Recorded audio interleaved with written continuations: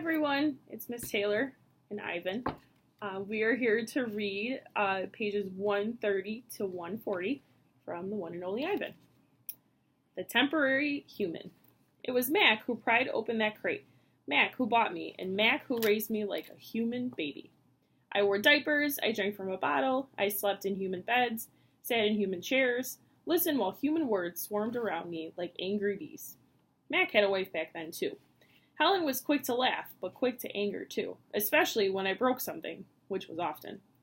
Here is what I broke while I lived with Mac and Helen.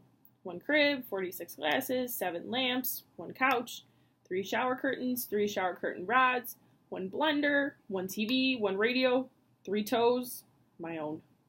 I broke the blender when I squeezed 3 tubes of toothpaste and a bottle of glue into it. I broke my toes attempting to swing from a lamp fixture on the ceiling. I broke 46 glasses. Well, it turns out there are many ways to break a glass. Every weekend, Mac and Helen took me in their convertible to a fast food restaurant where they ordered me french fries and a strawberry shake. Mac loved to see the expression on the cashier's face when he drove up and said, "Could I have some extra ketchup for my kid?" I went to the baseball games, to the grocery store, to a movie theater, even to the circus. They didn't have a gorilla. I rode a little motorbike and blew out candles on a birthday cake.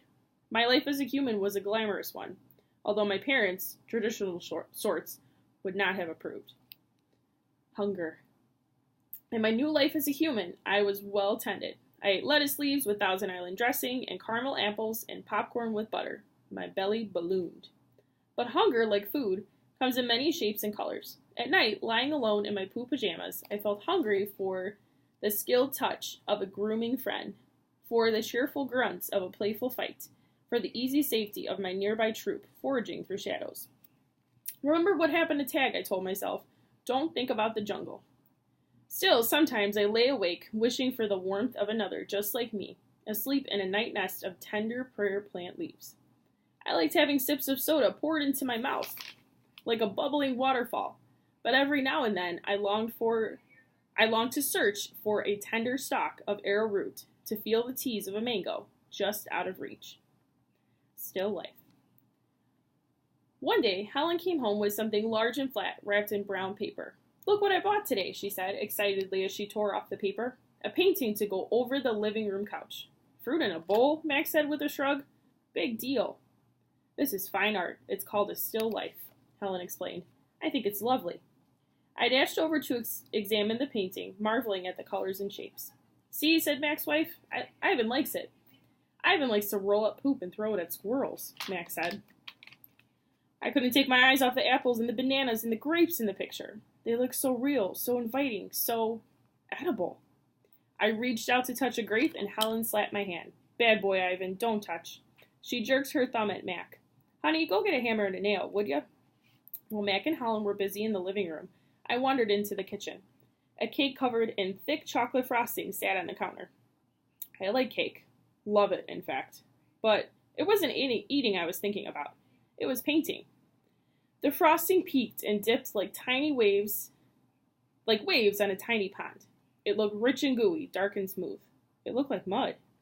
I scooped up a handful of frosting. I scooped up another. I headed to the refrigerator door. It was perfect, an empty white waiting canvas. The frosting wasn't as easy to work with as jungle mud. It was stickier and, of course, more tempting to eat. But I kept at it. I scraped off every last bit of the frosting. I may have eaten a little cake, too. I don't remember what I was trying to paint. A banana, most likely. I suppose I knew I was going to get in trouble. But at that moment, I just didn't care. I wanted to make something, anything, the way that I used to. I wanted to be an artist again. Punishment. I soon learned that humans can screech even louder than monkeys. After all, I was never allowed in the kitchen. Babies.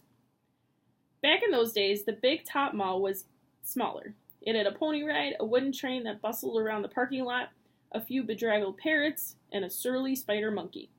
But when Mac brought me, a baby girl dressed in a crisp tuxedo, to the mall, everything changed. People came from far and wide to have their pictures taken with me. They brought me blocks and a toy guitar. They held me in their laps. Once, I even held a baby in mine. She was small and slippery. Bubbles flowed from her lips.